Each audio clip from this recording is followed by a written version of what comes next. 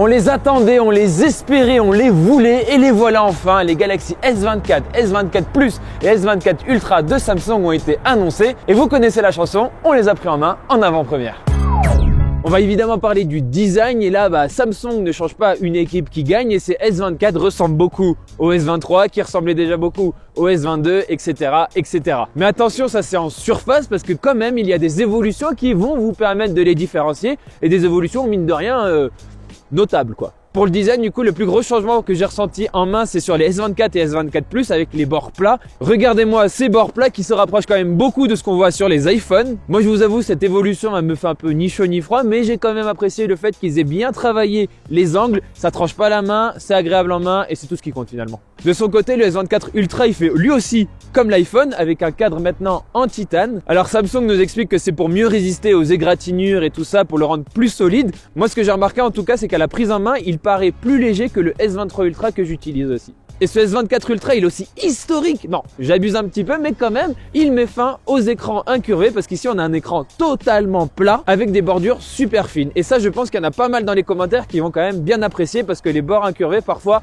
ça en énervait un petit peu certains. Moi, j'ai apprécié, mais non, en vrai, le S24 Ultra, il est quand même vraiment très beau. Sinon, pour les coloris, je vous laisse regarder à l'écran. Dites-moi d'ailleurs celui que vous préférez. Moi, j'ai eu un petit coup de cœur quand même sur le modèle violet, surtout sur celui du Ultra, qui a ce petit contraste entre le dos violet et le coloris du titane. Ça fait un beau contraste que j'aime bien. Pour les écrans, je vais aller très vite parce que les principales évolutions, elles concernent le S24 et le S24 Plus. Parce que grâce aux bordures plus fines, en fait, on a une diagonale qui s'agrandit. Et du coup, on passe à 6,2 pouces pour le S24 et à 6,7 pouces pour le S24 Plus. Et tout ça sans changer le gabarit évidemment, parce que sinon on aurait juste des téléphones plus grands, c'est pas ce qu'on veut. Notez aussi que pour le S24 Plus, on passe d'une définition Full HD+, à Quad HD+, du coup le S24 Plus, il se rapproche un peu du Ultra. Le S24 Ultra, lui, il bouge pas, 6,8 pouces Quad HD+, et sinon les trois modèles, ils ont une dalle LTPO qui permet d'avoir un taux de rafraîchissement adaptatif qui va de 1 à 120 Hz. Et aussi, c'est bon à prendre, Samsung nous promet une luminosité bien plus élevée sur ces S24 par rapport au S23. On peut monter jusqu'à 2600 nits, ce qui est largement suffisant, mais en plus de ça, en plein soleil, il y a encore un boost qui peut s'activer. Vous le voyez à l'image, la différence avec le S23 Ultra, elle est quand même assez flagrante, alors que le S23 Ultra était quand même déjà très bon. Donc voilà, visuellement, ces S24, ils régalent, que ce soit sur le design ou l'écran. Moi, pendant la prise en main, vraiment, j'ai rien eu à redire, que ce soit sur les finitions, le design, l'esthétique. Franchement, ce sont des petits bijoux, j'adore. S'il y a vraiment un seul qu'il faudrait retenir sur cette génération, sur ces Galaxy S24, c'est qu'on met les pieds enfin pleinement dans l'IA. Ça va vraiment bouleverser plein d'usages. Et justement, c'est principalement sur ça que j'ai concentré ma prise en main parce que vraiment, il y a plein de changements et notamment autour de trois axes, la photo, le texte et la voix.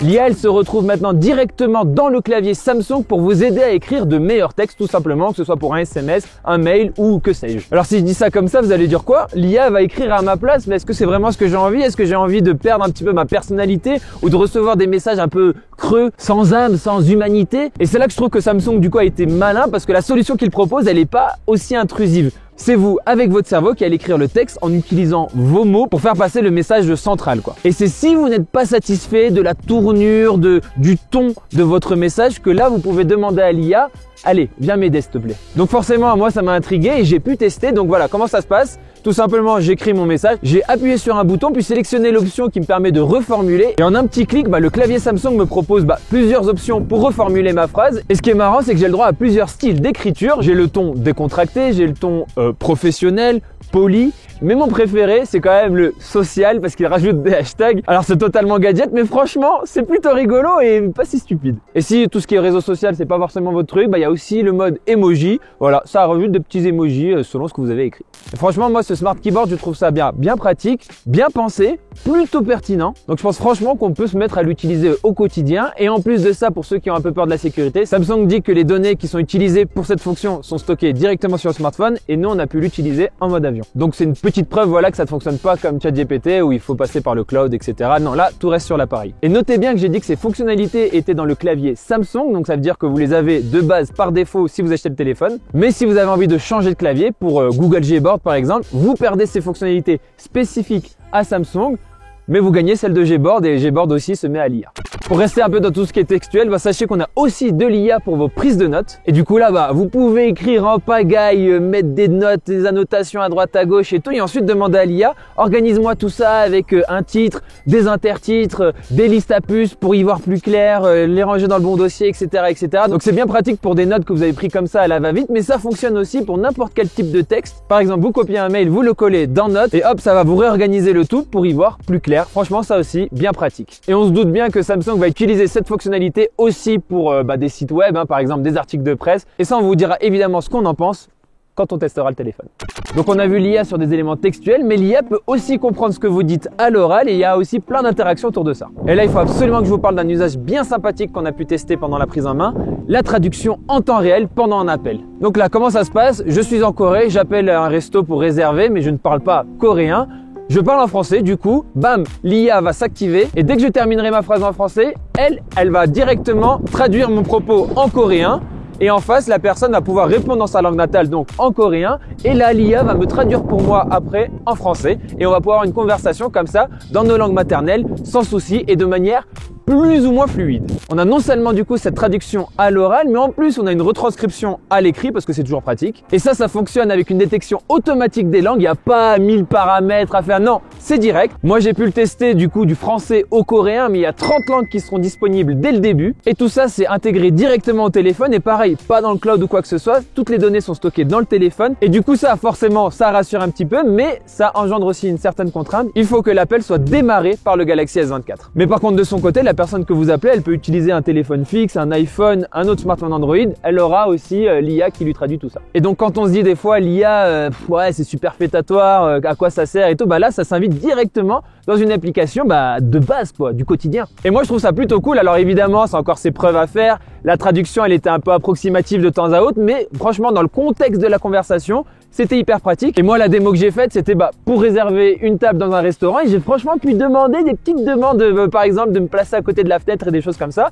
Et ça fonctionnait. La personne de l'autre côté du fil a très bien compris. Cette option traduction, on la retrouve aussi directement si vous avez une personne en face de vous qui parle pas la même langue. Vous avez juste à lancer le téléphone. Et là, ça ressemble beaucoup à Google Trad. Même s'il faut quand même noter qu'il y avait plus d'approximation que Google Trad au moment où on a testé ça pendant la prise en main. Évidemment, on laisse à Samsung le bénéfice du doute et on espère que à la sortie, ce sera tout OK. D'ailleurs, Samsung a même une petite excuse, c'est que cette fonction de traduction, quand la personne est en face de vous, là aussi, toutes les données sont stockées sur le téléphone et ne passent pas par le cloud.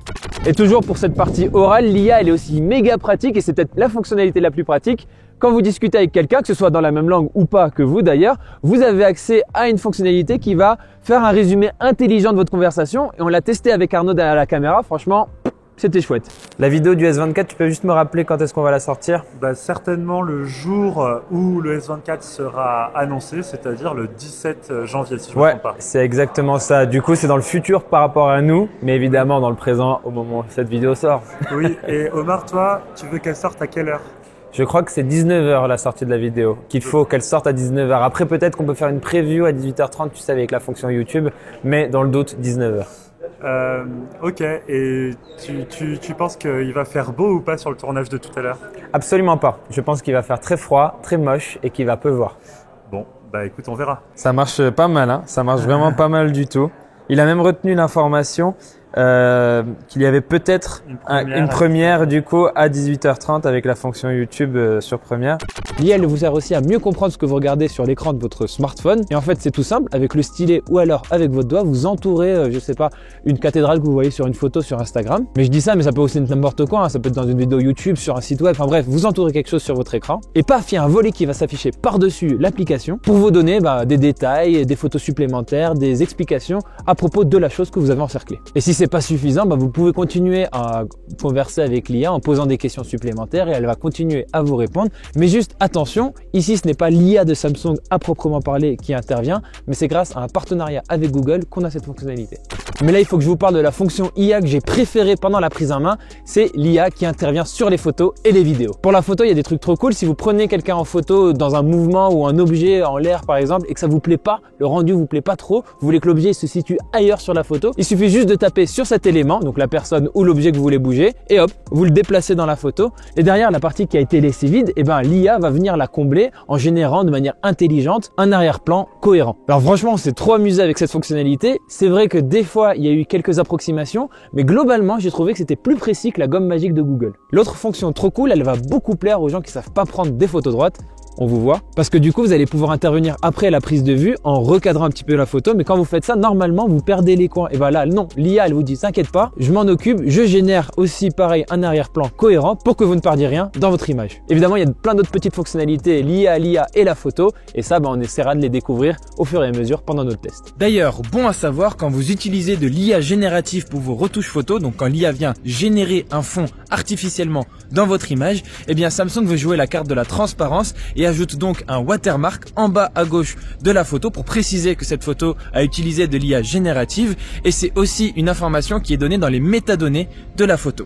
Je me permets quand même de m'attarder sur une fonction intelligence artificielle liée à la vidéo et qui est assez folle, et c'est le slow motion, ou pour reprendre les termes de Samsung, l'instant slow-mo. Et pourquoi c'est intéressant? Et ben en fait, l'IA elle fait ce qu'on appelle de l'interpolation. C'est-à-dire que sur une vidéo à 30 images par seconde par exemple, l'IA va venir rajouter des images supplémentaires pour atteindre les 240 images par seconde. Et ces images sont vraiment générées, donc c'est des fausses images entre guillemets, mais l'IA est assez intelligente, on va dire, pour pouvoir faire ça de manière cohérente, et franchement, en tout cas au moment de la prise en main, on n'y voyait que du feu. Et je suis trop impatient de tester tout ça plus en avant. Et d'ailleurs, en parlant de photos et de vidéos, est-ce qu'il y a eu des changements du côté des capteurs photos? Eh bien oui et non, parce que du côté des S24 et S24+, pas de changement majeur, on est toujours sur un capteur principal, un ultra grand angle et un téléobjectif x3. Mais attention, sur le S24 Ultra, il y a une petite déception en approche, ou potentielle déception. Bon, on a toujours un capteur 200 mégapixels, un ultra grand angle et un téléobjectif x3, mais sur le téléobjectif x10, il n'y en a plus. Et oui, adieu le x10 optique, ici on passe à du x5, à croire que parce que Apple l'a fait sur l'iPhone 15 Pro Max, il fallait le faire sur le S24 Ultra. Mais Samsung compense ce changement en augmentant la définition du capteur, on passe de 12 à 50 mégapixels, et ça permet à Samsung de te dire, non, t'inquiète pas, on a un x5 optique trop bien, et notre x10, il reste top, sans perte, parce que du coup, comme on a du 50 mégapixels, on peut cropper dedans sans perte. Alors ça c'est sur la théorie, mais dans la pratique, un zoom numérique il a forcément plus de difficultés en faible luminosité, tout simplement parce que les photosites sur une photo de 50 mégapixels ils sont plus petits et ils ont plus de mal à capter la lumière. Du coup sur ce zoom numérique va falloir voir les tests. En attendant, on a fait quelques photos comparatives, je vous invite à les regarder, on les met là à l'écran. Donc là à droite vous avez les photos du S23 Ultra et à gauche celle du S24 Ultra, et on voit l'ultra grand angle, le x1 classique, du x3, du x5 et le fameux x10 numérique sur le S24 Ultra et optique sur le S23 Ultra. Si vous voulez comparer par vous-même, n'hésitez pas à mettre pause sur cette vidéo pour chaque photo. En attendant, de cet aperçu que j'ai pu voir, je trouve qu'il y a quelques améliorations ici et là. Ça reste de très belles photos dans l'ensemble. Parfois, le traitement me paraît un peu plus dur que sur les S23 Ultra, mais il faudra évidemment vérifier ça dans un test. Et surtout, il faut rappeler que Samsung, ils ont l'habitude encore de glisser une dernière petite mise à jour juste avant la sortie des téléphones. Donc tout ça, tous les petits problèmes qu'on peut voir peuvent être réglés du jour au lendemain. Dans les trois smartphones, on ne trouve pas la même puce. Le S24 Ultra, lui, il a un Snapdragon 8 Gen 3 de Qualcomm, donc c'est la puce ultra puissante en laquelle on peut faire confiance. On sait que ça va envoyer du lourd. Mais attention, les S24 et S24 Plus, eux, en Europe, ils ont une autre puce. Ils ont un Exynos 2400, du coup une puce de Samsung. Et là, on peut pas s'empêcher d'être un petit peu plus perplexe. Pourquoi je dis ça? Parce que sur les S22, on avait un Exynos qui était largement inférieur aux versions donc américaines ou coréennes qui avaient un Snapdragon. En 2023, on était trop heureux quand tous les S23 en Europe, ils avaient un Snapdragon, c'était trop bien, c'était puissant, c'était efficace sur l'énergie, du coup au niveau de batterie, on était très bien. Donc forcément, en voyant ça, nous en Europe, on est un petit peu déçus. Alors évidemment, laissons le bénéfice du doute à Samsung, si ça se trouve, ils ont hyper bien travaillé leur puce, donc on verra au moment des tests. Faut aussi savoir que généralement, les puces Exynos, elles sont moins efficaces que les puces Qualcomm, du coup, sur la gestion de la batterie. Alors là, pour peut-être compenser ce petit détail, les S24 et S24 Plus ont une plus grosse batterie que l'année dernière. Alors, les prix, combien ça coûte tout ça? En France, le Galaxy S24, il va exister en deux versions, 128 et 256 Go, et son prix démarre à 899 €. Le S24 Plus, lui aussi, il existe en deux versions, mais plus haut, 256 et 512 Go de stockage, et son prix de base, c'est 1169 €. Et enfin, le S24 Ultra, lui, il existe en trois versions. On a 256, 512 Go de stockage, et aussi une version à 1 Teraoctet. Et là, le prix de base, c'est 1469 €. Donc voilà, on reste évidemment sur des smartphones haut de gamme, et on voit aussi qu'il y a une forte différenciation quand même entre les trois modèles. On a le S24, c'est le modèle de base. On a le S24 Plus qui a essayé de se muscler un petit peu, notamment en ayant plus de RAM et du coup voilà, il veut un peu se démarquer du S24. Et enfin, on a le S24 Ultra et là, c'est la crème sur la crème, la cerise sur le gâteau. On est sur le modèle le plus sophistiqué de Samsung.